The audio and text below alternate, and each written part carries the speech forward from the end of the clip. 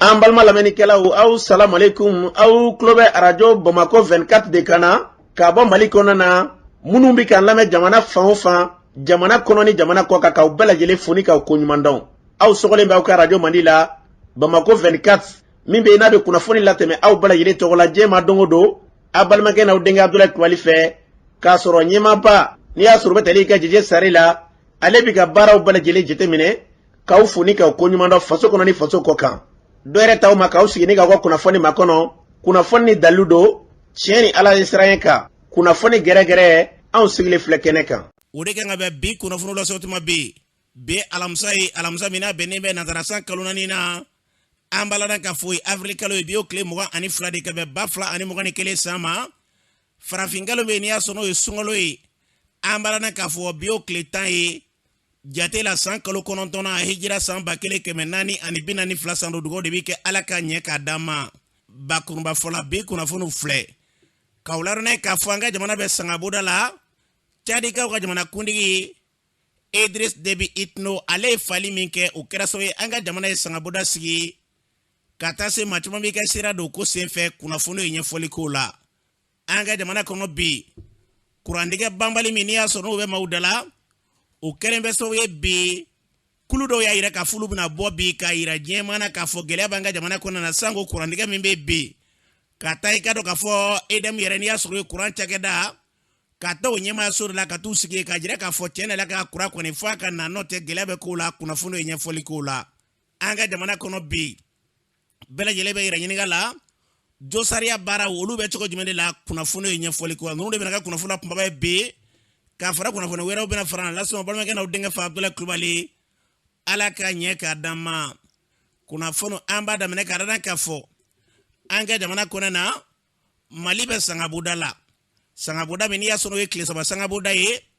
an ka jamana bilali an b'a ladɔn k'a fɔ hukumu kɔnɔ na min ye ka dɔn k'a fɔ cadikaw ka jamana kuntigi n'i y'a sɔrɔ n'ale tɔgɔ tun ye Idris Deby Itno farafina bɛɛ lajɛlen kɔni bɛ dusukun kami na bi na k'a sɔrɔ kɛ jɔyɔrɔ min yɛrɛ la a ye waliya min kɛ diɲɛ kɔnɔ na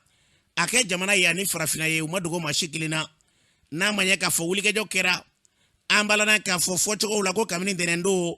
k'i ka dɔn Idris Deby ko kisɛ y'a sɔrɔ o de la kana fatu dɔw ka fɔ la kunnafoni bɔra tarata de nka o y'a sɔrɔ kuma caman bɛ yen ko kabini ntɛnɛn don ko waleya in ko a kɛra Idris Deby Itno ni maaba min filɛ n'i y'a sɔrɔ n'a ma dogo maa la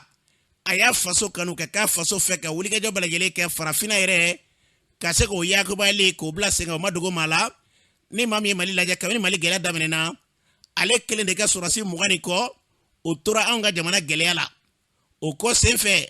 a denkɛ tun bɛ ka dɔn k'a fɔ anw ka jamana kɔrɔyanfɛla fɛ Kidali marabolo kɔnɔ na an b'a ladɔn k'a fɔ an ka jamana kɔnɔ na ka se ka wulikɛjɔ kɛ basigi ni lafiya b'an ka jamana sɔrɔ cogo min na fo yɛrɛ généralement an b'a ladɔn k'a fɔ u ye kasara sɔrɔ ka jɔgi ka tɔn ka jamana kɔrɔyanfɛla fɛ tuma min na n'i y'a sɔrɔ Idris Deby Itno ka saya n'a kunnafoni fɔra maliden caman ba bɛ olu y'a yira k'a fɔ olu dusukun kaminen bɛ bi ka tɛmɛ hali Cadi jamana kan hali n'an y'a lajɛ kɔsa in na wulikɛjɔ dɔw kɛra an ka jamana kɔrɔyanfɛla fɛ gɛlɛya la ka ɲɛsin Cadi sɔrɔdasiw ma nka o n'a tabalelen kɔnɔ na a yɛrɛ de y'a yira k'a fɔ hali n'a ka jamana sɔrɔdasi n'i y'a sɔrɔ o ye maa 3 ye k'i ka dɔn 1 walima 2 bɛ ye Mali kɔnɔna yan o ye maliden caman kɛ nin suguya koba ye n'aw hakili b'a la jamana kuntigi kɔrɔ Elhadji Ibrim Keita ka sigili la ale Cadi jamana kuntigi Idris Deby a nana Mali kɔnɔ na mun kɛ tɛgɛrɛ fɔra ye ka tɛmɛ jamana kuntigi bɛɛ lajɛlen kan diɲɛ kɔnɔ na malidenw y'a yira k'a fɔ tiɲɛ na ka kan ni jamana jɔla don walima jamana tigi dɔ min y'i kɔfilɛ Mali la k'i ka dɔn ko Idris Deby ye ka foli ni tani ka ɲɛ sama n'a ma ɲɛ k'a fɔ ko kasarala nin na an b'a ladɔn k'a fɔ kasarali nin na kuma caman b'a la bi janfa caman bɛ yen n'i y'a sɔrɔ bɛɛ lajɛlen bɛ k'i ta fɔ o la dɔw ka fɔ la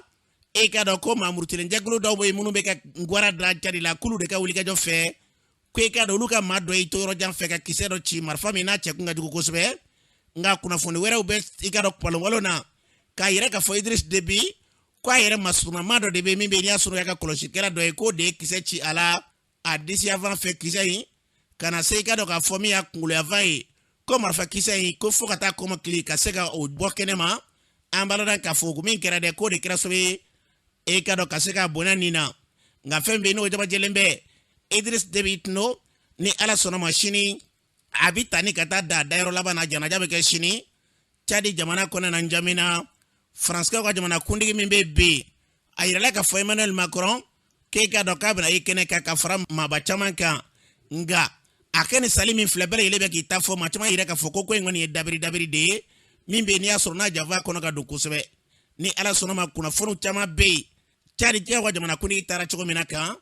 akuna foni tawdo na takwana mbaba ile pratique de aw mambe dugo de ke ni chama min fleka mina kuna foni sola yene fe fo bi ambana na de kuswa ke anya yi anyena wa mi fe mi fo atumbe afaso fe anta fe ko Idriss Déby wala maka fo ko tarika ko jamana tigi de amba fe de ka ba faso fe jamana kuni mi no ye marfata ka tasa ngoko na ka jamana de no fe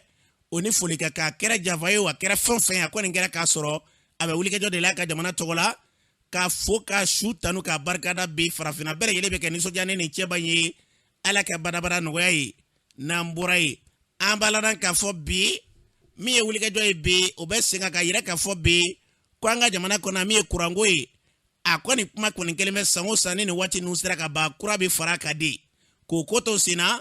na manya ka fo sango sa fanga yelmo mona ke beba fo ke ka do ko mamu blale mbaka mania sonu ya nyedomba wi nulu na be klaka juga ka tume koroleka munde lo bala ka ke wuli ka jobe sina bi ka fo edem ajabala ukataka tu joy no e mitike ka to bara ko bena ke bi jama bena bola o ko nyema e maliki kuna tiale ba nyefa e bolin ku e fe mende angalame amuni citoyen ay mun ka jamana ye o de ka se ka o ka facteur mena ka se ko sara donc jamana kan ga mun kan surtout EDM o de ka se ka courant dama donc o courant tiga bambalum be ambe bo jeudi donc kan ka ni songo yira ka fuina ka fo o courant tiga bambalum flo ka dabla anta fe ka bo ka tanjo kelete wo yote ka fo kan manifestation ke katla ka singa na ngaso donc ambe kan ga hake do réclamer hake on fena no ya nga constitution o do fena dama ka fo ni fe mabbe ma bi se ka bo beda kan ka yira ka fo kama be ma machine kera changement bala parce que aya ka fonga jamana ko ni sigi abeke edela donc ni wula ki jo fana ibay ka fo nyina bol beke kula ambulo ka fo jiri na bora o kuma kan bela me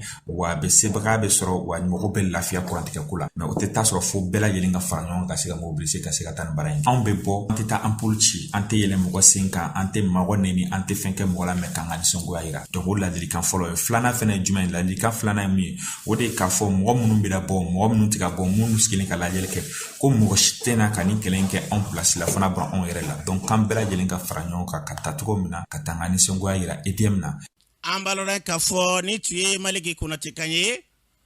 uya fotogo mina fonfen nyeta ye kanyesi jamana mo bena strafe ala ko sabati nambora ye chakada mimbe jen selgani kona na ka bara nyes nembe josari awla to toli mano e Amnesty International u bulu framba ga jamana kona ulu yenye folia kuna funla unye koro kunungo bara ubechiko jumende la nu ye chitimene mununke ko dango mi kare maula ka wa josera mi no fe ki ka dogo bilelo baboro lambe wa chimene ko bi automatique tu yema mi Elbishir Sangare do abanye fo angalame ay fenu jatemine anga kelela anko ko de nyefo to ka fana ka kanye fo ma hoye pour que aka mo ko yem on te ka akem ko ba pamia parce que ateka po ibeni contre la bini contre la bini contre te ko do do jatemine de kira nyen fambe au journaliste yore pays do la nyetse ka dauka ma be golo beti ka dawla ko ay ni ka do bi ko ko ne ka fa pays jamana politique mo ko fana beti démission beti handicapé nous hakili fenendo ni bebe ka pagala nyen fambe donc ateka po bon mo pardon ka bo de fin ko kara tugo do bi se ka bénéficier ka sura ma daba o kama fo mo ko de famille donc anga kele wode oda sa ya wuli bi pour ta kana a cham ka bola de cham bar bi ka bola ni ata kemo keme ka condamnation reke yame ni ata kemo keme bisban horala condamnation fana ka appliquer ça doit ki konna ki para ikapara ni ata kemo keme bisban horala donc ko bade oui 2019-2020 là oui ko bade même s'il y a raison de fort on covid fana ke audience ko tisika ke normalement nous fana nyako bala et puis bon pays flatté non surtout Irak ni Arabie Saoudite ou luka vraiment ou luka fem binaire ko sebe mais on sans quoi dire que Chine nous t'a tesoro comme il y a côté même pas de bolala ambalora ka foni tuye Elbishir Sangare kanye josara la tokotoli ala ko baraw ni kolu yakubaya namburai alibi josara ko mukile konana mi kapde age ulu e kado ka fo faranyonga bamini ya soro no ulu be fereke kaseka hake o alibi kaseka ulu tokoto aga jamana konana ulu e kle nani bunyango kalanko sigi senga o korate dore lo yurato gele munumbu soro ka fura soro la yasa go pratika dama negede jaraba ɲɛfɔ an ye an ka lamɛn. A kalan a bɛ ɲɛsin walasa ka cogoya di ni mɔgɔw ma u ka se ka adamadenw ka hakɛ lafasa kɛrɛnkɛrɛnnenya la lujuratɔw. An bɛna tile 4 de kɛ nin kalan na. A kun fɔlɔ o ye kalan ye, kun filanan o ye ka se ka jɛkulu sigi, jɛkulu mun bɛna baaraw kɛ walasa ka adamadenw ka hakɛw lafasa kɛrɛnkɛrɛnnenya la lujuratɔw. Ani fɛnɛ ni kalan kun o ye walasa a bɛ fɔ fɛn min ma ko action de plaidoyer an ka se ka o fɛnɛ baaraw kɛ ka ɲɛsin ni mɔgɔ kofalo ninnu ma. Kalan mun bɛ di o ye ka kalan kɛ lujuratɔw yɛrɛ u ka hakɛ ye jumɛn de ye ani fɛnɛ an bɛ se ka baara jumɛn ni baara jumɛn kɛ ni kalan kɔfɛ walasa ka u ka hakɛw lafasa. O kɛcogo o hakɛw lafasa kɛcogo ɲuman n'an b'a fɔ ko action de plaidoyer olu fɛnɛ an b'o kalan de kɛ u kun walasa ka a compétence d'u ma ka capacité d'u ma walasa u ka se ka nin baara ninnu kɛ. An y'a faamu k'a fɔ tɔn kelen tɛ se ka baara dɔw kɛ ka se a dan na. An ye a jate k'a fɔ a ka kan an ka fara ɲɔgɔn kan an ka an bolo di ɲɔgɔn ma a ka ca la kɔnɔkulu jɛlen o bɛ di fɔ ni an farala ɲɔgɔn kan chance ba bi an bolo an bɛ laɲini minnu kɛ olu ka se ka sabati. Donc anw kɔni ka hakilina ye k'a fɔ tɔn o tɔn bɛ yen n'u bɛ adamadenw ka hakɛ lafasa an ka fara ɲɔgɔn kan an k'an bolo di ɲɔgɔn ma an ka baaraw kɛ ɲɔgɔn fɛ walasa an ka laɲini ye mun ye olu ka se ka sabati. An balona k'a fɔ regede jarani tuyali kan a y'a fɔra cogo min na hakɛw tɔgɔtɔli an ka jamana kɔnɔ n'o kɛra a dɔ bɛ dɔ la jamana basigi kɔni diinɛ o walima tɛ foyi la o ni maaw ka hakɛ tɔgɔtɔra jamana o jamana kɔnɔ na o jamana kɔni e ka dɔw tɛ bɔ basigibala minɛ kɔnɔ cogo si kelen na ala ko hakila sabati n'an bɔra ye hôpital Mali kɔnɔ na o ye kɛnɛyasoba ye an ka jamana kɔnɔ na baarakɛbolo dɔ bɛ yen n'i y'a sɔrɔ bɛ wele ko baaragardiw an balana ka folu kɔni ka se ka banabatɔ dɔw wotoroni kɔnɔ na ka ɲɔni ka taa n'a ye walima ka taa nɔfɛ ka na n'a ye u ka baara ɲɛsinnen b'o de ma nga u bɛ baara kɛ hôpital Mali kɔnɔ na société dɔ de bɛ yen u b'o ka bolo kan kɔni kɛlen bɛ bi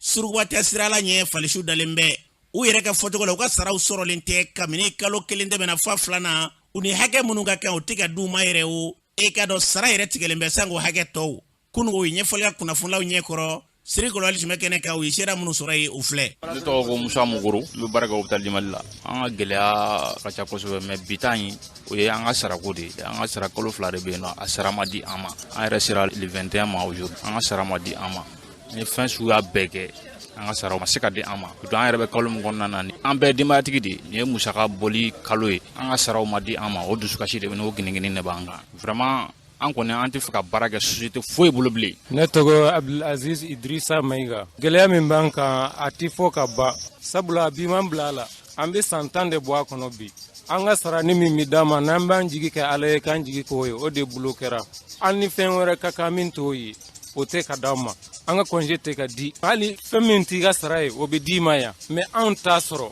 an ka sara fana min kan ka d'a ma a tɛ ka d'an ma an ka congé tɛ di an ni fɛn caman ka kan an tɛ k'a sɔrɔ garde wari aw kan ka d'an ma eresuruni o kɔni ko an ye faso denw ka n'a bɔn o tɛ ka d'an ma sabula tɔw bɛ k'a sɔrɔ an tɛ k'a sɔrɔ an t'a dɔn an ye min kɛ ala la an bɛ min fɔ ɲɛmɔgɔw ye u k'a kɛ ala ne kɛra kama u k'an dɛmɛ denbaya b'u bolo cogo min na denbaya bɛ an bɛɛ bolo ten muso b'an bɛɛ bolo den b'an bɛɛ bolo u ka ɲ'an ma ala kama yɛrɛ u k'an dɛmɛ san 10 a bɛ hôpital kɔnɔ yan foyi tɛ ka kan ye. Ne tɔgɔ ye Banjugu Bagayogo n bɛ baara kɛ hôpital du Mali la anw ye kalo tɛmɛnen baara o sara ma di anw ma an filɛ kalo kura kɔnɔ jusqu'à présent sara ma di anw fana y'a décidé hôpital bɛ se ka taa anw kɔ mais hôpital tɛ se ka taa barangardiw kɔ kɛcogo fosi t'o la peut-être an ka hakɛ ɲini kɔnɔ hôpital bɛ se k'a fɔ k'u b'an bagabaga u b'an bila u b'a don ta mais tout comme fait u bɛna tila ka mɔgɔ kuraw de ta u bɛ mɔgɔ minnu sara an fana y'a laɲini kɛ donc yanni u ka mɔgɔ kuraw ta kɔ olu recruter ka anw to yan anw dun ka hakɛw ma fɛn donc an y'a ɲini bi ka kunnafonidilaw wele dekun mun b'an ka hôpital kɔnɔ mɔgɔw ka se ka bɔ a kalama dɔɔni parce que an bɛ yɔrɔ min sisan an bɛ ka jɔnya an fa jamana kan yan ye anw fa jamana de an bɛ ka baara kɛ condition min kɔnɔ yan makaratɔko dan de don contrat in din bɛ société dɔ ma société min n'a tɛ barangardi ko ɲɛdɔn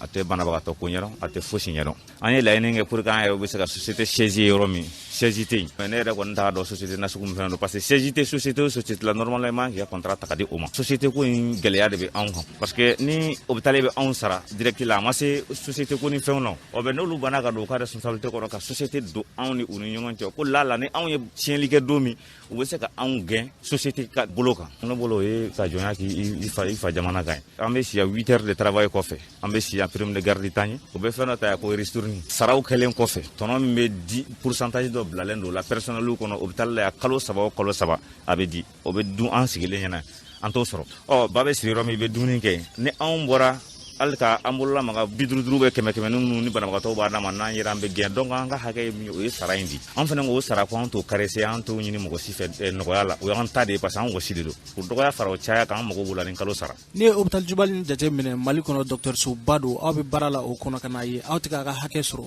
mun de bɛ k'o kɛ an b'a bila marakojugu minɛn kɔnɔ parce que yɔrɔ tɛ Mali kɔnɔ bi an bɛ se k'a fɔ an ma se yɔrɔ min mais n'i taara yɔrɔ o yɔrɔ a bɛɛ y'a kelen an wulila an sera inspection de travail la hôpital yɛrɛ patron man kumara n'a bɛɛ ye n'an taara u bɛ kuma dumanniw ta u b'a fɔ an ɲɛna mais o fini tile 2 tile 3 i b'a ye fosi tɛ bɔ a la sɔmu dɔw bɛ yen n'i y'olu ta k'olu di denbayatigiw ma Mali kɔnɔ bi i y'a dabɔ u ka a tɔ ɲini cogoya wɛrɛ la donc an bɛ laɲini kɛ mɔgɔ o mɔgɔ da bɛ se ka don a la pour que ka se ka gɛlɛya in wuli ka bɔ anw kan an bɛ wele bila bɛɛ ma. an b'a la k'a fɔ ni tun ye hôpital Mali kɔnɔna na cakɛda min bɛ yen n'i y'a sɔrɔ olu ka baara ɲɛsinnen bɛ taa ni ka segin ma banabaatɔw ka bolo kan ka se k'olu cɛ ka taa n'u ye ka segin n'u ye ni tun y'olu ka kulu kan ye an ka jamana kɔnɔ an bɛ deli ka nin fɔ an ka jamana kɔnɔ la setigi kɛmɛ setigi min bɛ yen n'o hakili b'a dugumama la o man ca dɛ o de kama caman b'a si kɛ u tɛ nɔgɔya walima o de kama sanga ni waati bɛɛ kungo dɔ b'u da la hali ni miliyari b'u bolo u lafiyalen tɛ n'a fɔra bi kana fɛn sɔrɔ i kɔrɔmuso ka cɛko sen fɛ ka tila ka fɛn b'i kɔnɔ o ye gɛlɛyaba ye dɛ e bɛ baara min kɛ o sara hakɛ dɔw bɛ yen minnu kan ka d'i ma o hakɛ yɛrɛ i ka sara yɛrɛ ma sɔrɔ o sango ka taa so ma nin ye gɛlɛyaba ye wa nin n'a ɲɔgɔnna caman bi an ka jamana kɔnɔ na u b'a f'i ye de k'olu ka baara bɛ kɛ ta ka tila ka wajibiya kan nka i ka hakɛ ye min ye da yɛrɛ tɛ se o kuma ma k'a sɔrɔ n'i y'o jateminɛ i bɛ tila ka t'o camanba ye sarakaba bɔ walima k'u b'a la ka maaw jigitigiw k'a sɔrɔ a saraka ti bɔ kari la ka ntɛnɛn sɔrɔ a saraka bɛɛ bɛ tila ka kɛ kɔlɔlɔ de ka ɲɛsin u ma saraka ye tiɲɛ ye dɛ nka maa o maa baara ye tɔɲɔ ye i ka saraka ti taa yɔrɔ si n'i ye jateminɛ bɛ yen n'a fɔra bi k'a fɔ an ka jamana kɔnɔ na cakɛda camanba de bɛ yen ti dɔ wɛrɛ kɛ dɛ ka maaw joli min denbayatigiw k'u ka yɔrɔ bila ka na baara kɛ fɛ denbayatigiw k'u ka yɔrɔ bila e n'u bɛ baara la wa dɔ wɛrɛ ti fɔ dɛ i b'a ye de u b'a f'i ye de n da bɛ kɛ tan nin bɛ kɛ tan nin tɛ kɛ tan n'i ta kɛ tan i b'a kɛ tan k'a sɔrɔ i ka hakɛ ye min ye da tɛ se o si kelen ma walima o waleya si tɛ bila sira kan nin n'a ɲɔgɔnna caman bɛ yen o de b'a to a caman bɛ yen e ka dɔn a ti bɔ kari la ka ntɛnɛn sɔrɔ nka bi ni maa min se yira maaw la ko se b'i ye sini dugu bɛ jɛ n'a fɔra sini ka bɔ alamisa la ka taa juma na tɛ dɛ n'a ala ma juru sarila bɛ yen e kɔw bɛ yen u ka nin hakilila ninnu bila ala ye se min kɛ ye adamadenya ɲɛnama ye tɛmɛsira de ye k'a fɔ bi ko ala ye nin kalifa e ma dama e ka wulikɛjɔ kɛ dama maa dɔw ka ɲɛnama dulonnen don walima olu ka tɛmɛsira bɛ na e bolo fɛ a dɔn ko ala min k'a ye bi o se masara de sini dɔ bɛ yen bi o b'i bolo walima dɔ bɛ yen u bɛ baara kɛ fɛ bi sini a se b'a la ye u bɛ se ka nin kɛ denbaya bɛɛ lajɛlen ta maa minnu bɛ yen n'u ye se sɔrɔ fo an ka nin hakilila ninnu ta de ni nin kɛra ka baara kɛ maa tɔɲɔ kɔlɔlɔ o tɛ kɔlɔlɔ s'a ma bilen ala ka hakili ɲuman d'a ma n'an bɔra yen an b'a la k'a fɔ bi na gɛlɛya kɔni bɛ yen sanko sɛnɛkɛlaw olu ka bolo kan fara ɲɔgɔn ba kɛra min ye ka dɔn k'a fɔ professeur Clément Danbɛlɛ ale ka tɔn n'i y'a sɔrɔ o ye PCC ye ka taa se maaba caman ma u fara ɲɔgɔn kan ka t'u ɲɛ da Bagineda ofisi sɛnɛkɛla minnu bɛ yen bi Bagineda marabolo kan ani Bagineda yɛrɛ bɛ cogo jumɛn de la ani o kɔfɛ kulu in bɛna fara ɲɔgɔn kan kɛ ko kura ka taa ɲɔnɔ gɛlɛya min bɛ cikɛlaw kan kabini kununko o gɛlɛya bɛ se ka wuli cogo min na sabu malo sɛnɛnaw bi o ye fara ɲɔgɔn in kɔrɔ de ye a kɛnɛ kan Fuseni Dunbiya ale ye Bagineda PCC o ɲɛma don a ye kuma min fɔ kɛnɛ kan o filɛ. Ne tɔgɔ ko Fuseni Dunbiya ne ye coordination PCC vice président ye ani Bagineda coordination ne y'o président ye. Kuma caman a bɛ wulikɛjɔ kan k'a bɛ yuruguyurugu kɛlɛ yuruguyurugu kɛlɛli kuma min b'a da est-ce que aw jɔyɔrɔ yɛlɛ bɛ yuruguyurugu kɛlɛli la. N bɛ ala fo ka ala barikada an ye ko in daminɛ 2019 de an bɛ se k'a fɔ bi an jɔyɔrɔ yera ka da an yɛrɛ ka acte minnu n'an y'olu poser an ka plateforme ye plainte don maa caman contre la plainte min b'an ka plateforme kan a ka ca ni plainte 100 ye bi plainte donna minnu contre n'u ye faso gérer k'a wari dun an y'a ye k'a fɔ maa caman minɛna ka datugu kaso la a misaliya ye min ye ne yɛrɛ min ye plateforme ka représentant ye Bagineda ne ye plainte don an ka mairie contre la bɛɛ y'a ye k'a fɔ mairie mɔgɔw minɛna u datugura maire yɛrɛ ye 100 sara ka liberté provisoire sɔrɔ mais a mɔgɔ tɔw bɛ kaso la kiiri ma kɛ fɔlɔ donc o ye dɔ ye an ye plainte dɔw fana don an ka Bagineda office du périmètre irrigué de Bagineda olu bɛ ka yurugu ni namara minnu ni nkalon minnu kɛ ani ka marakojuguya min kɛ an ka office la n'o kɛlen don ka sɛnɛkɛla Bagineda sɛnɛkɛlaw sigi sen sabara kɔnɔ an ka plainte b'olu fana contre la pôle économique la o baara bɛ sen na mɔgɔw bɛ ka wele don o don o tɛmɛnen kɔrɔ ka bɔ yen mɔgɔ wɛrɛw fana welelen don n'o ye an ka service vétérinaire ye an ka plainte b'olu fana ka Baginedakaw tɔgɔ la ne yɛrɛ Fuseni de y'o plainte la don n'o ye Adama Danbɛlɛ ale bɛ résidé kasi la a ye yurugu kɛ ka faso wari dun ka taxi dabataji fɛn fɛn bɛ don Baginda mairie compte la ani a jɛɲɔgɔn jugu y'o bɛɛ la plainte donna contre la donc o baaraw fana bɛ senna plainte donna ko wɛrɛw la Baginda kɔnɔ yan nɔ n tɛ se ka n da don a bɛɛ la a ka ca an bɛ se k'a fɔ ko o ye bɛɛ ye plateforme ka cɛsiri ni a ka wulikajɔ ye walasa yurugu ni namara bɛ ban Mali kɔnɔ kɛrɛnkɛrɛnna Baginda kɔnɔna na. A ko a ye plainte don plainte ninnu jaabi jumɛn bɛ ka sɔrɔ u la. Komi sariyala ko don Mali kiri mɔgɔw ko k'a ka suma anw b'a fɔ ko an bɛ tribunal de kɔ dɔw bɛ olu jaabi teliya la n y'a fɔ ko maire minɛna a ye $100,000 sara $100,000 bɛ vacante kɔnɔ bi yanni kiri yɛrɛ cɛ fɔlɔ an b'a fɛ dɔrɔn minɛli minnu bɛ ka kɛ ko wari dunna o minɛliw ka continuer minɛli kana jɔ wa ni minɛli fana kɛra liberté provisoire kana yala parce que liberté provisoire ko in de bɛ ka Mali ci ni e ye mɔgɔ minɛ k'a ye faso nafolo dun o ye wari dɔ sara aw bɛ tila ka liberté provisoire d'o ma o bɛ tila ka na o baara kelen daminɛ a ka sigida la yanni kiri cɛ et puis mɔgɔw yɛrɛ bɛ k'a fɔ tuguni ko yala ko mun de y'a to ko ni liberté provisoire dira mɔgɔ ma dɔrɔn k'a ti wele bilen fanga kɔrɔ dun binna de k'a ye Mali mara k'a juguya donc an t'a fɛ o ɲɔgɔn wɛrɛ ka bilen Mali kura min nalen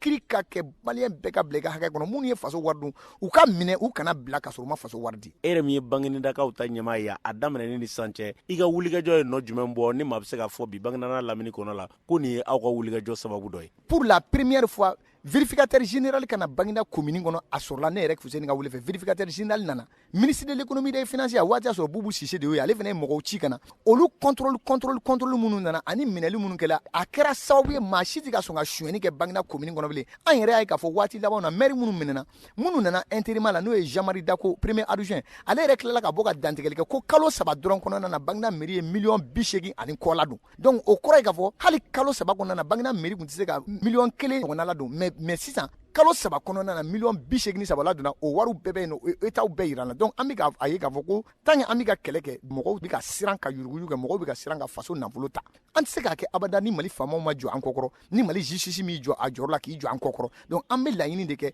anw kɔni an tolen don an ka tribunal kɔ an b'a ɲini u fɛ halisa u ka baara u k'a essayer ka dɔɔni fara ka walasa adamadenw bɛ lafiya an ka morgue Baginda morgue u y'a wari dun k'a ban $100,000 ani $51,000 o mankan wulilen ka jɔ mɔgɔw minɛlen an y'a ye k'a fɔ ala tɛ tɛmɛ kunɲɔgɔn kan mɔgɔ dɔw nana sa ka na morgue offert Baginda la a baaraw bɛ sen na mais a ma ban fɔlɔ o tɛmɛnen kɔrɔ ka bɔ yen nɔ wari dɔw fana tun dunna n'o ye Baginda école so wari ye wari ninnu dunna a bɛ san 2 san 3 bɔ mais an ye plainte don pôle économique la a kɛra sababu ye ka école so min ni o bɛ Baginda n'o wari de tun dunna ko k'a lakori o école so de tun kan ka lakori u y'a wari dun k'a ban an y'a mɛn ko $42,000 parce que mairie mɔgɔw tɛ compte rendu kɛ mɔgɔ ye mais an kɛlen ka plainte don o compte la an y'a ye école so la kori la ka porte k'a la ka tila ka kilasi 3 jɔ a kɔnɔ ka tila ka gardien ka so jɔ a kɔnɔna na a ma tɛmɛ kalo 1 kan o école ninnu inauguré la don o bɛnna ni école ta ye donc o école 3 min jɔra bi mɔgɔ min bɛ kalan k'a kɔnɔ bɛ a ka ca ni mɔgɔ 200 Banque of Africa min bɛ Baginda kan kɔnɔna na a école ɲɛsinnen don o ma a filɛ nin ye goudron la bɛɛ lajɛlen bɛ se ka taga lajɛ o ye an ka kɛlen dɔ ye Baginda kɔnɔna na yanni nɔ. An b'a lɔn k'a fɔ ni tun ye Fuseni Dunbiya kan ye kɛnɛ kan o kɔfɛ professeur Clément Dembele ale yɛrɛ kɔrɔfɔta kɛnɛ kan wulikajɔ minnu bɛ yen a da sera o bɛɛ lajɛlen ma ani o kɔfɛ ko ale kan ka kɛ cɛbɔ ye kalata nata in na ko a tɛna kɛ cɛbɔ ye an ka Clément lamɛn. Yurugu ni namara minnu bɛ yan fɛn ɲɛnama foyi tɛ Baginda k'i b'i bolo si min ma k'i b'a fɔ ko Baginda ka den k'a bɛ se ka wolo ka mɔyan ka kɔrɔbaya ka baara sɔrɔ ka k'a yɛrɛ ye o si tɛ Baginda Baginda filɛ Bamakɔ kɛrɛfɛ an tɛ se k'a faamu k'a fɔ ko kɔngɔ de bɛ Baginda yan ko jintan de bɛ yan ko foyi ɲɛnama tɛ Baginda yan o kama nka an bɛna wele min bila ni bɛɛ kan ka bɔ an balimakɛ Ablaye Kulubali bɛ yan nɔ ni bɛɛ b'a dɔn oxygène na n'ale kumakan bɛ se Mali fan bɛɛ ni wele sera don o don ko maliyɛn bɛɛ ka bɔ Baginedakaw kana to kɛrɛfɛ u k'a dɔn k'a fɔ kɛlɛ min bɛna kɛ nin y'u fana ka kɛlɛ ye nin y'u nɔfɛ kɛlɛ ye nin y'u yɛrɛ ka kɛlɛ ye k'an ka wuli kun jɔn na an bɛɛ ka bɔ walasa an denw ka sigi suma na ni y'an ye tile kɔrɔ an bɛ fɛ an denw ka sigi suma na n'i y'a mɛn u bɛ k'a fɔ bi k'u bɛ vote kɛ u bɛ élection kɛ u bɛ campagne kɛ politiciens bɛ wuli ka taa don mɔgɔ kan an kɔnɔbara de falen don an kɔnɔbara ma fa an denw ka furakɛli ko ma n'an musow ka furakɛli ko ma ɲɛnabɔ an ka fantanya bɛ jamana kɔnɔ foyi ma ɲɛnabɔ jamana kɔnɔ ko fo vote ko kuma de bɛ fɔ fo élection ko kuma de fɔ sabula Mali faama tɛ maliyɛn de bonya wa an b'u bila u k'an bonya diyagoya la ni min tɛ se k'o kɛ o bɛ bɔ a la maa wɛrɛ bɛ sigi an bɛn'o kɛlɛ min kɛ bɛɛ k'a dɔn k'a fɔ don min na n'an bɛ bɔ ni min bɛ sira min tigɛ i b'o sira tigɛ an tɛ kɛlɛ kɛ an tɛ kabakuru bɔ an tɛ marifa ci nka an ye kɛlɛ min kɛ walasa maaw danbe ka t'u la o kɛlɛ an ka n'o bila M5 ko tɛ professeur ko tɛ Mali ko don o la maliyɛn bɛɛ b'a yɛrɛ sɔrɔ a kɔnɔ mouvement min bɛ yen ko mouvement SOS Mali bɛɛ b'a kɔnɔ cɛ ni muso denmisɛnnin maakɔrɔba Mali kɔnɔ Mali kɔ kan Clément nɔfɛ kɛlɛ tɛ dɛ n m'a fɔ maa si ka tugu n ko a ye tugu hakilina ko hakilina min b'a to a ka hakɛ bɛ d'o ma an mago bɛ fɛn minnu na jamana kɔnɔ n'o ma kɛ ni jamana ɲɛmɔgɔ ma bɔ k'o fɔ sɛnɛkɛlaw fɛɛrɛ jumɛn bɛ kɛ walasa sɛnɛkɛlaw bɛ se k'u yɛrɛ sɔrɔ ka se ka lafiya kɔɔrisɛnɛna dɔrɔn tɛ dɛ sɛnɛkɛla bɛɛ bololabaarakɛlaw bɛ se k'u yɛrɛ sɔrɔ cogo di Mali ko in kɔnɔ yugujugu kɛlɛ a bɛ kɛ tiɲɛ cogo di sabula anya wala ka fo minɛ tɛ ka kɛ an dun ka plainte déposer ma tɛ ka minɛ cogo di o fɛrɛ bɛ sɔrɔ cogo di cɛkɛda jumɛn bɛ dayɛlɛ min b'a to n'i ye Mali nafolo suɲɛ hali n'i minɛna sɛgɛsɛgɛli bɛ taa kɛ i ye fɛn min suɲɛ k'o bɔ a kana kɛ caution sara ye k'i bɛ dɔɔni sara dɔrɔn i bɛ bɔ kɛnɛ ma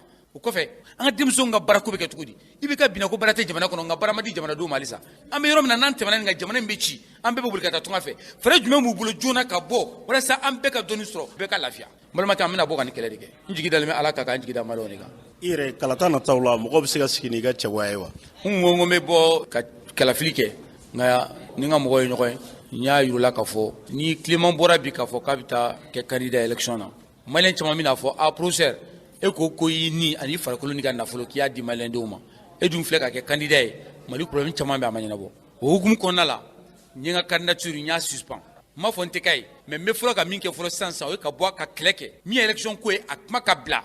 kelen filanan an bɛ ka min ɲini n'o ye Mali lakana ko ye k'o sabati ka fɛn fɔ an bɛ se ka min faamu gɛlɛya min bɛ jamana kɔnɔ u bɛ fɛɛrɛ jumɛn sɔrɔ an bɛ se ka lafiya n'o baara kɛra ne fɛ tuma min na ni n y'a ye k'a fɔ ko lafiya donna o ko la ni n bɛ kɛ candidat ye n bɛ kɛ candidat ye n'o baara ma ban u k'u ka voter kɛ u k'u ka élection kɛ ne sen t'a la sabula yanni ne ka girin Kuluba nɔfɛ ne bɛ girin Maliyɛnw de nɔfɛ n mago bɛ Maliyɛnw de la ne mago foyi tɛ Kuluba la ni Maliyɛnw ye lafiya sɔrɔ o ye ne ka président ye de. i ye layiduba ta cikɛlaw ye parce que n'i ma sɛnɛkɛlaw dɛmɛ bi i ye Mali janfa ni min tɛ sɛnɛkɛla i fa ye sɛnɛkɛla ta di mɔkɛ ye sɛnɛkɛla di Mali sɛnɛkɛ jamana di sɛnɛkɛlaw ye sɛgɛn min fɔ u bɛ fɔ u ka yɔrɔ minnu la nin kalo sa in na ko fii du Niger bɛ fɛ ka minnu la u k'u ni ministre ye ɲɔgɔn ye u ni mɔgɔ ye ɲɔgɔn ye nka foyi tɛ ka bɔ a la u bɛ sɛbɛn dilan u b'a di yan ne bɛ taa di n bandaw ma n bolo n'a bolo k'a fɔ a ye sɛnɛkɛlaw ye min fɔ n b'o fɔ a ye ni n bandaw y'a mɛn a bɛ se ka téléphone ta dɔrɔn k'a fɔ office kɛra mɔgɔ gɛn o y'a bannen ni n bandaw ma mɛn ne Clément jɔyɔrɔ ye min Mali ko la n'o o ye ka taa sɛbɛn di a ma ni n'o d'a ma n bɛ segin n bɛ taa fɔ sɛnɛkɛlaw ye a ye ci min donna ne kɔni ye ci lase président ma hakili bala n balimakɛ i bɛ ka démission dira ne de ma boulevard indépendance la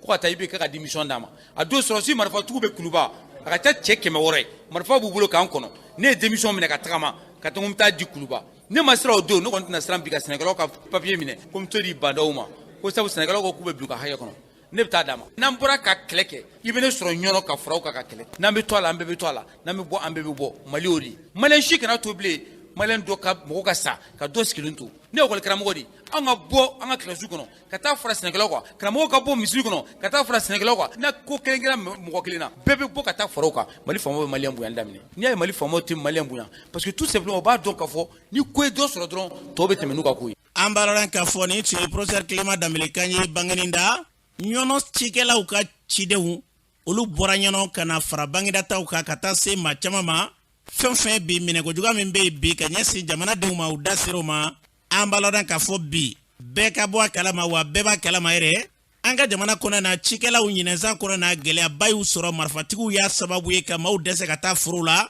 nin waati in na communiquéw de bɛ radiow la fan bɛɛ fɛ kalo kelen dama de dilen don délai fɔlɔ kun ye mars kalo tile 31 o tɛmɛnen kɔfɛ kalo kelen o de farama kan marifa y'i bɔ i ka foro la o i sera ka taa i ma se ka taa o Mali marabaw mago kelen t'u la dɛ ni ma jisɔngɔ sara kalo kelen k'i ka foro bɛ bɔsi la k'o kɔni ko kuma tɛ yen kuma min bɛ yɛrɛ n'i y'a sɔrɔ sigafɔ bɛ se ka ɲɛsin o kuma ma bɛɛ ye cɛnɛkɛlaw kulela ka dɛsɛ ka tila ka wulikajɔ kɛ ka na maa ɲɛmaaw nɔfɛ yan nin ye dabalibanko de Mali marali ndomo jatigɛ maa minnu bolo bɛ yen lakana de b'aw ka bolo kan aw yɛrɛ de ye surasilakaw a bɛ lakana kalama a dɛsɛra ka maaw lakana maaw dɛsɛra ka t'u ka foro la k'a sɔrɔ kɛ marifa daburu ye ka tila ka na hakɛ min bɛ yen ne o kan ka di jamana ma ko wajibi bilen ci ma kɛ ko foro o hakɛ ko de kan ka sara bɛ nin kɛlɛ de bɛ dabalibanko ye a lajɛrɛba bɛna kɛ ɲɔnɔ dɔ faraɲɛ nata in na ni Ala sɔnna ma kunnafoni fɛn fɛn bɛ bɔ a la an b'a bɛlɛlen da u tulo kan nka an bɛ fɛn min fɔ Mali marabaw ma ɲɛmaaw u ka sabali u ka hinɛ jamanadenw na dɛ a ma dogo maa si kelen na farabugu ma n'o fɔ jisɔngɔ na bi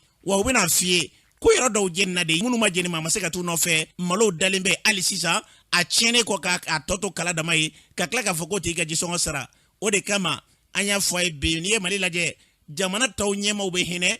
Ala ko tɛ walima diinɛ ko yɛrɛ tɛ dɛ u ka jamanadenw kɔni u bɛ hinɛ olu bɛ se ka lafiya cogo min na nka anw ka jamana ɲɛmaaw olu ta tɛ dɛ olu dama ta ka ɲɛ jamanadenw ka se k'i ka dɔn k'a fɔ gɛrɛndɛ ta ka ɲɛsin jamanadenw ma n'o tɛ jisɔngɔ ka kuma kan ka fɔ maa ye ɲinɛ zan kɔnɔna na marifatigiw ye maa minnu bali k'u ka sɛnɛ kɛ k'a sɔrɔ foyi kelen tɛ aw minnu kan ka lakana ka dɛsɛra ka jɔ jɔyɔrɔ la maaw dɛsɛlen ka se ka u ka foro baara k'olu kana jisɔngɔ sara a kow bɛ senna k'u bɛna maaw gɛn an bisigilen bɛ k'a ko jitɛmɛ ni Ala sɔnna ma kunnafoni fɛn fɛn bɛ bɔ a la an b'a bɛlɛli pɛrɛtigɛ di bɛɛ ma Ala k'an ka jamana basigi n'an bɔra yen an b'a lɔn k'a fɔ an ka jamana kɔnɔna cɛ min bɛ yen n'i y'a sɔnna bɛ wele ko Gabriel Magoma Konate ale ye ka dɔn k'a fɔ livre dɔ sɛbɛn livre in yɛrɛ livre mina ya sɛbɛ mun de bɛ livre in kɔnɔ mun na a ye livre in sɛbɛ an ka yɛrɛ lamɛn. K'a ye an nana mun jati minɛ an y'a dɔn k'a fɔ ko gɛlɛya bɛ jamana ɲɛmɔgɔw la u ka jamanaw kɔnɔ. An fɛ Mali la yan farafinna jamana ɲɛmɔgɔw ni jamanadenw tɛ kan kelen fɔ bilen ka d'a kan jamana ɲɛmɔgɔw ɲɛsinen tɛ jamanadenw ka bɔ nɔgɔla ma.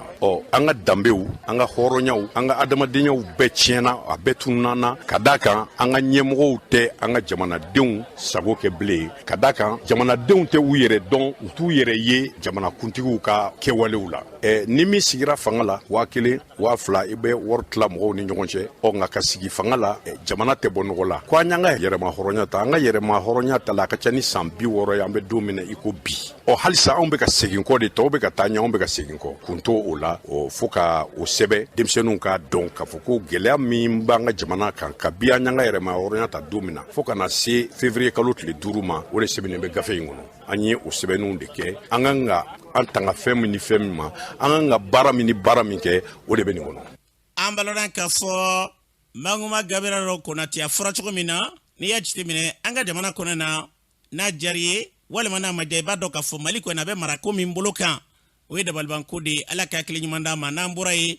livre ka se ka kalan o tɔgɔ la don kɛrɛnkɛrɛnlen n'Ala ye sini jira na u bɛ sigi e ka dɔn an ka jamana kɔnɔ na bɛɛ lajɛlen sanga dɔ kɔnɔ ko bɛɛ ka livre ka se k'o kalan kulu min bɛ yen n'olu ka baara ɲɛsinnen b'o ma o ɲɛmaa ye Burama Jango ale b'a ɲɛfɔ an ye baleya in kun ye fɛn jumɛn de ye an k'a lamɛn.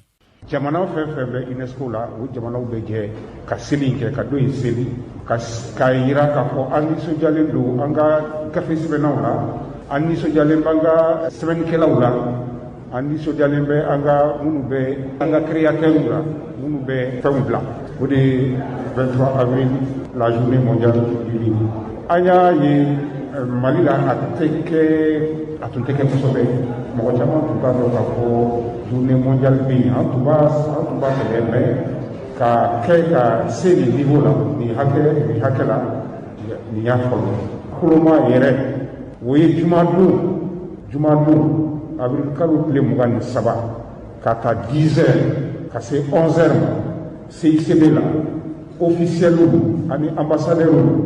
an bɛ ɲɔgɔn sɔrɔ an bɛ ɲugu kalan an y'a fɔ miniti 60 ɲugu kalan ni miniti 60 a bɛ kɛ Mali fantan ni naani bɛɛ la Mali fantan naani bɛ ka taa 10 heures ma ka se 11 heures ma bɛɛ ka ɲugu kalan o de kɛra gouvernement ni ministère de la culture ka yamaruya ye bɛɛ ka ɲugu kalan o wagatinin kɔnɔ de 10 heures à 11 heures o de y'a kun o bɛ kɛ jamana fan bɛɛ activité kɛ bɛ a bɛ kɛ Bamakɔ yan mais région fana b'a la Bamako bi kan ka kɛ au même moment o activité clé les 60 minutes de lecture o fana bɛ kɛ région pour que Mali bɛɛ ka ye k'a fɔ Malidenw an bɛ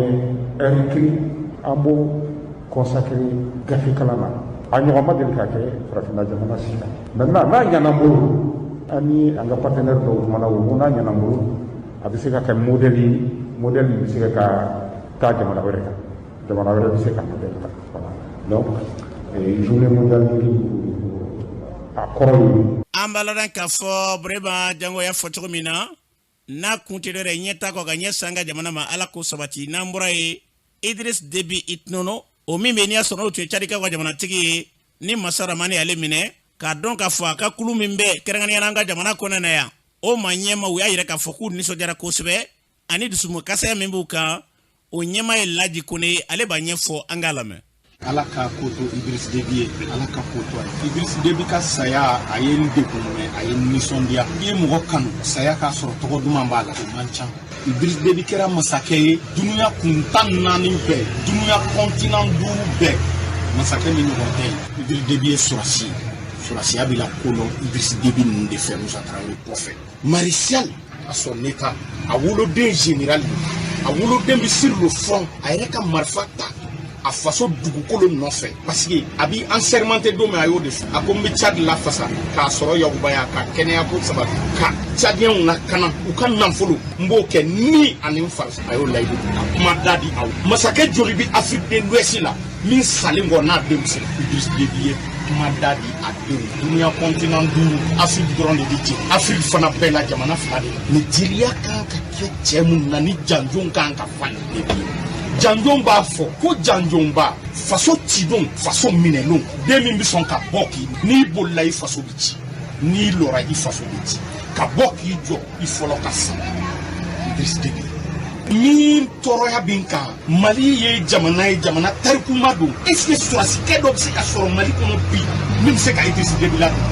ka Mali lafasa f'i ni ka bi i chef d'état la ma f'i ni ka bi sɔrɔsikɛ min sigi climatiseur kɔrɔ Jalo jeli bɛ taa jeliya k'i la warilen nɔfɛ n'o tɛ cɛya tɛ o kɔ Idriss Déby y'an kunna wolo a ye kumada d'a wolodenw ma a denw bɛ kuma sa fo ka kɛ a ye tariku dilan k'a bila denw dununkɔrɔ b'a fɔ fayirida fɛ n'a bɛ kule a b'a fɔ ko a kɔ chef d'état ya président ya a kɔ nafolotigi ya a kɔ dɔnnibaba ya cɛya Vladimir Poutine ka di diɲɛ bɛɛ ye mais a ma nin kɛ a ma marifa y'a bolo seri lo Idriss Déby de y'a kɛ ka farafinya valoriser ka cɛya yira ko cɛya ye tiɲɛ de ye a b'i sigi k'a ka salaire kɔnɔ bureau la a ka salaire bɛ tomber o la marifa b'ale tɛgɛ kɔnɔ fa ala ka ko to mansa ye ne ye mansa ye maréchal ni mi waso ni général ya mi waso ni maréchal ya yi waso de ko n bɛ sa n faso nɔfɛ ka marifa to n tɛgɛ kɔnɔ n bɛ ka juguw kɛli ka bɔ n faso ala ka ko to a ye. An balodan k'a fɔ ni tun ye Laji Kone ka ɲɛ ka kulu min bɛ yen n'i y'a sɔrɔ jamana kɔnɔna ye o ɲɛma dɔ don kɔfɛ Idriss Déby min bɛ yen n'a tale fila dan ye Ismaël fana ɲinikɛlaba ye an ye baro k'ale fɛ Ismaël fana n'i y'a sɔrɔ Idriss Déby min tale fila da bi Idriss Déby e bɛ mun fɔ an kan. Ka tasibila kɛ Afrique bɛɛ ye Idriss Déby an bɛ se k'a fɔ c'est du chou don ko maa o maa n'i sara i ka jamana ko la e de sara o kan jamana kunkɔrɔ i ye alijinɛ kɔnɔden ye. Donc an bɛ se k'a fɔ Idriss Déby an bɛ ala deli ala k'a dayɔrɔ sumaya Idriss Déby ye ko de yira Afrique bɛɛ la cɛba Marshal Idriss Déby a ye fɛn dɔ ɲini ala fɛ ala y'o k'a ye a ko k'a b'a ɲini n'a bɛ sa a ka sa a ka jamana kunkɔrɔ ala ye o dɔw de jaabi a ye ale ye élection kɛ a tɛmɛna a passera ka tila tuguni a m'a miiri o si la k'a fɔ k'a bɛ to palais kɔnɔ a ye kɛlɛ kunfɔlɔ kɛ k'o gagné u y'a kɛ Marshal la ko k'a tɛ dan palais kɔnɔ dɛ ale bɛ taa ka jamana kuma bɔ n'a bɛ sa jamana kɔnɔ a ka sa jamana ko la ala taara fatu o jamana ko kelen na ne b'a bila munna min kɔnɔ n b'a bila dusukasi ka munna kɔnɔ ka tila k'a bila hɛrɛ fɛnɛ ka munna kɔnɔ. dɔw ka fɔ la ko Idriss Déby fale filɛ kɛlɛ de sen fɛ ko jamanatigi don ko a jɔyɔrɔ kama k'a kun kan ka hakilila di ka kɛlɛ kɛ de ko nka k'a yɛrɛ kun man ka taa kɛlɛdaga ju la ko fo ka taa se a yɛrɛ kasarali ma a ni na kɛlɛ sen fɛ e bɛ mun fɔ o tigilamaw ye. ne b'a fɔ o tigilamɔgɔw ye k'u tɛ histoire dɔn o de la an kuntigi y'a ɲini an fɛ kisi ni nɛɛma b'a ye k'o ka kalan kɛ ala ma den ka kalan ka ko ɲini ka ko dɔn. an kuntigi i ye tɔgɔ sɔrɔ togo togo tɛ tɔgɔ sɔrɔ ka tɛmɛ an kuntigi Mamadu ka kisi ni nɛɛma b'a ye o wulila k'i jɔ ka kɛlɛ kɛ o. Egypte pharaon joli joli bɛ yen olu ye kɛlɛ kɛ o Samori ye kɛlɛ kɛ cɛba Babeba ni bɛɛ ye kɛlɛ kɛ Bitɔn Kulubali olu bɛɛ ye kɛlɛ kɛ n'a fɔra ninnu bɛɛ ye yɔrɔw ye mais ninnu bɛɛ taara kɛlɛ kɛ o ka saya kɔrɔ dɔn ni maloya ye. donc ni maa min ko Idriss Déby nin kɛ yɛrɛ kama olu tigilamɔgɔw tɛ histoire de dɔn ka tila ka segin k'a f'u ye Idriss Déby ye cɛ dɔ ye. Garadi ko in tɛ o bi m'a bila président la a tun bɛ se k'a yɛrɛ kɛ général ye a tun bɛ se k'i yɛrɛ kɛ marshal ye a mɛnna san 30 mɔgɔ min y'o kɛ pouvoir la a tun bɛ se k'a yɛrɛ kɛ nin bɛɛ ye mais a ye kɛlɛ de kɛ k'a ka garadi bɛɛ sɔrɔ kɛlɛ kɔnɔ. mun dusukasi bɛ na bi an ka o garadi caman bɛ yen a caman y'a ka garadi sɔrɔ coup d'état caman y'a ka garadi sɔrɔ politicien n'i ye an ka sɔrɔsiw ye bolila politicien nɔfɛ kasi ko dɔn makartɔ ko dɔn an m'an disi gosi kuma bɛɛ cɛba Babeba an ka jamana i y'a ye i bɛ jamana ko kuma fɔ o b'a sɔrɔ cɛbalaw de bɛ kɔ maliyɛnw an ka ɲɔgɔn nɛgɛ dabila sa walayi an bɛ don min na ko bi cɛbale tɛ Mali bolo a ma d'an tulo la dɛ n y'o fɔ n ko mɔgɔ tɛ kɛ sɔrɔsiw fɛ ka tɛmɛ ne kan ne baarakɛ ɲɔgɔn don wa n ka dɛmɛ bɛ se u ma fɛnɛ u b'a dɔn mais ni mun ye mun ye an k'o fɔ walayi fɔlɔ Mali sɔrɔsi tun b'a disi gosi ni kɛlɛ de ye kɛlɛ fɛrɛ walayi kun t'u ka garadi ko kuma mɛn mais sisan ta kɛra de fo jagoya ni fin n kamakun ka fa tɛ n ka don katikati kɔnɔ n ka bila nin yɔrɔ in na tan Mali sɔrɔsiw yɛrɛ n'u ye Idriss Déby ka nin saya in lamɛn walayi ni cɛfarinya dusukolo n'a b'u la u bɔra cɛba minnu na Babeba Damɔzɔn Samori Sujata Keita cɛba walayi u yɛrɛ kana k'u sigi bi ka miiri k'a dɔn k'a fɔ an ma foyi ɲini an ka jamanadenw fɛ n'u ma mun k'an ye n'a fɔra ko ka cotiser ko ka nin den sɔrɔsiw ma maliyɛnw de bɛ jɛ u ka maɲumatɔ wariw kɔ u bɛ jɛ u ka mobiliw kɔ maliyɛnw fɛn o fɛn mana fɔ ko jamanadenw ka jɛ u kɔ ko k'o den sɔrɔsiw ma maliyɛnw b'a kɛ sɔrɔsiw a y'aw yɛrɛ ɲininka dɔɔni sa k'a dɔn k'a fɔ jamana in sɛgɛnna aw bɔra cɛbaw de la a y'o cɛ farida Idriss Déby de ka garadi ka bon ni Tchadi bɛɛ ye a taara kɛlɛ kɛ ka taa Tchadi bɔbolo la fo ka taa to o kɛlɛdaga kunna an ka baliku b'an kɛrɛfɛ yan 4 étoiles san 30 ni kɔ e y'o kɛ armée kɔnɔ i yɛrɛ ɲuman i ka garaji de ka bon ni bɛɛ ta ye e ye baliku di o tuma baliku an b'a ɲini fɛ i tɛ fɛrɛ kɛ i ka fɛrɛ tigɛ sa yɔrɔ jan tɛ dɛ Farabugu ni dugu firi komi jihadistes y'a yira k'a fɔ ko olu bɛ kɛlɛ da ko mɛ k'an ka sɔrɔdasi minnu bɛ ka ultimatum d'olu ma k'olu ka bɔ Farabugu ni dugu firi fɛrɛ kɛ i ka t'olu bɔ bolo la Asimi Goita e mun taara hélico ta ka t'i munumunu miniti 15 ɲɔgɔn kɔnɔ ka tɛmɛ ka taa photo ta ni denmisɛnninw ye ka na i labɛnnen don labɛnko ɲuman cɛ ɲumanba i tɛ fara baliku kan a ka fɛrɛ kɛ Farabugu ni dugu fira ko bɔ bolo la fɔlɔ ɲana an ka se ɲɛfɛ Jɛnɛ ni dugu belebele Jɛnɛ silamɛya jamana Jɛnɛ olu dɛsɛlen don ka lafiya bi baliku bɛ an ka armée kɔnɔ 4 étoiles Asimi Goita Colonel Diaw Wage Moribo Kone Musa Kamara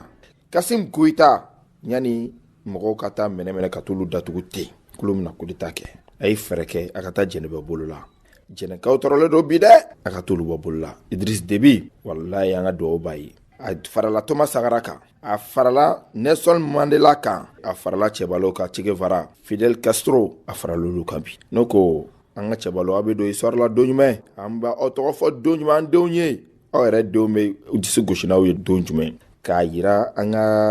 finitigiw la jamana b'aw kɔ jamanadenw b'aw kɔ mɛ aw yɛrɛ ka ko dɔ kɛ jamana ye ten dɛ an ɲɛ bɛ fɛn o fɛn na o ye ka ɲɔgɔn kunkolo foloko bɔ place nɔfɛ climatiseur nɔfɛ 4x4 nɔfɛ wari nɔfɛ marché nɔfɛ wallahi maliyɛn bɛ maloya n'a ye bi fɔlɔ ni ko i ka tenitigi i bɛ ala deli ka kɛ tenitigi i bɛ content mais bi a général n'a colonel major malon a ko bɛ nin ka na kɛ tɛgɛnɛ ye dɛ kɛlɛ min b'anw da la a ye solution fɛrɛ la joona politique ko y'a ka dabɔ la pewu a k'o to politique mɔgɔw bolo an balana ka fɔ ni tun ye Ismail Fane kan ye an ka jamana basigi bɛna siraw sira fɛ an bɛ dugawu kɛ ala ka jamana in bilo minɛ kɔnɔ n'an bɔra yen an bɛ taa jamana kɔ kana na Siri Kulubali mun b'e bolo an karamɔgɔ an bɛ taa N jamana kɔnɔna na coronavirus bana kɔni bɛ ka walankata olu fɛ bibi na kosɛbɛ dɔ bɛ ka fara banabaatɔ hakɛya kan wa dɔ bɛ ka fara a maa fataw kan ni dun y'a ta ka jate minɛ coronavirus bana fura bɛ ka dilan N jamana kelen kɔnɔna na N jamana ɲɛmɔgɔ y'a yira k'a fɔ ko tarata tɛmɛlen dɔrɔn na n'o ye avril kalo tile 20 tɛmɛlen na ko coronavirus bana yira maa 300 bɔ ɲɔgɔn de la wa tile kelen kɔnɔna na k'a ye maa 2,000 ɲɔgɔn kɔlɔ a y'olu bɔnɛ o nin na n'an bɔra na an bɛ taa Tchad jamana kɔnɔna na ka Faba N'Djamena Idriss Déby Itno ni ale tun ye marshal ye ale bini kɔni kɛra sababu ye Tchad jamana kɔni N'Djamena ale kɔni fari fagalen bɛ bibi na kosɛbɛ ni kamalen dɔ a y'a yira k'a fɔ k'ale ye bolomafɛn dilanna de ko kabi Idriss Déby kɔni bina ka ban ko ale tɛ ka bolomafɛn sɔrɔ ka dilan ko jamana bɛɛ lajɛlen sumayalen don wa bolomafarancɛw ko lamalama sumayalen don fan bɛɛ lajɛlen fɛ maa caman kɔni y'a yira k'a fɔ ko Tchad jamana kɔnɔna na kɛrɛnkɛrɛnnen N'Djamena kɔnɔna na ko maa caman kɔni bɛ k'u ka kasaw cɛ ka bɔ nin Faba in kɔnɔna na ko ka taa fan wɛrɛw fɛ n'an bɔra yen an bɛ taa Pakistan kɔnɔna na olu kɔni ka wasadenw kɔni k'u karilen bɛ ɲɔgɔn sama kun fanga bonyalen bɛ kosɛbɛ ka sababu kɛ fanga ɲinitɔ jɛkulu dɔ bɛ yen o y'a yira k'a fɔ ko Faransi lasigiden ka taa ka bɔ Pakistan jamana kɔnɔna na o kunnafoni kɔni selen wasabulon kɔnɔna na wasadenw kɔni ɲɔgɔn sama kɛ nka bɛn ma se ka kɛ nin ko kan wasadenw kɔni farala ɲɔgɔn kan k'a kuma ta k'a bila ko ni ala sɔnna a ma ko juma nata avril kalo tile 23 k'u bɛna kuma badiri n'a bilala da min na an bɛna kunnafoni tɔw d'aw ma don nataw la an karamɔgɔ min sɔrɔ kɔfɛ kunnafoni dɔ Siri Kulubali y'a fɔ cogo min na ya Rabi ala k'a bɛɛ lajɛlen nɔgɔya basigi ni lafiya k'o sabati diɲɛ bɛɛ lajɛlen kɔnɔna na n'an bɔra yen an b'a lɔn k'a fɔ bi ye sunkalo tile 10 ye su in na o ye su 11 su ye o nafila o ye joli ye a n'a nafila ye mun ye karamɔgɔ Maliki Danbele ka bɔ Joyi la ale b'o ɲɛfɔ an ye an k'a lamɛn sunkalo 11 na o su nafila o de ye arakan 4 an b'o seli arakan kelen o kelen an bɛ fatiha kala ka ina anzalnahu siɲɛ 7 d'a kan ka kul ya ayyuhal kafiruna kala fo ka taa s'a laban na siɲɛ 7 ka kul wallahu kala fo ka taa s'a laban na siɲɛ 7 i bɛ taa tenduru la o ye arakan kelen kelen ye n'i ye fila kɛ i bɛ salam bila n'i ye fila kɛ i bɛ salam bila i b'a fɔ la hawla wala quwwata illa billahil aliyyil azim siɲɛ 70 mun kɔrɔ ye plan tɛ mɔgɔ ye fanga tɛ mɔgɔ la f'a ka kɛ ni ala ye ala min ka bon o tuma i bɛ sɔrɔ ka nin dogo in tugu o la allahumma la tuhabbib ilayya al-fusuqa wal isyana wa harrim alayya fihi sakhata wan nirana bi quwwatika ya ghawsal mustaghisin i b'a fɔ ala i kana tiɲɛniw nege don ne la ani ala kotaw funu ne kɔrɔ i ko o haramuya ne ka nin sunkalo in kɔnɔ i ka tasuma o haramuya n kan ala i k'o kɛ n'i yɛrɛ ka fanga o bonya sababuya ye i y'a ye ala min ye tulomagɛ ɲinibaw tulomagɛbaa ye inshallah o y'o nanfila ye a n'o dugawu ne ko bɛ tali kɛ Maliki Danbele la a y'a fɔ cogo min na an bɛ dugawu de kɛ kalo in yarabi ala ka kimɛ ko ɲuman yira n na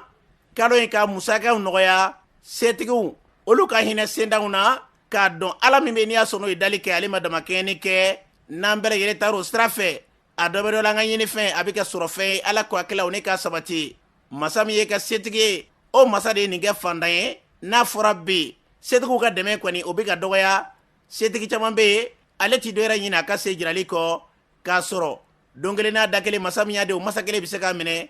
ala ka kelen ɲuman da bɛɛ lajɛlen ma ka foli d'aw ma kalo ye ala ka kimɛko ɲuman yira n na k'aw bɛɛ fɔ jamana kɔnɔ n'a kɔkanna bɛɛ la aw minnu bɛ yen n'a bɛ sɔgɔnna su ani tile sanga ni waati bɛɛ kɔ an ka foli ta ni bɛ ɲɛsaw kelen na bɛɛ lajɛlen ma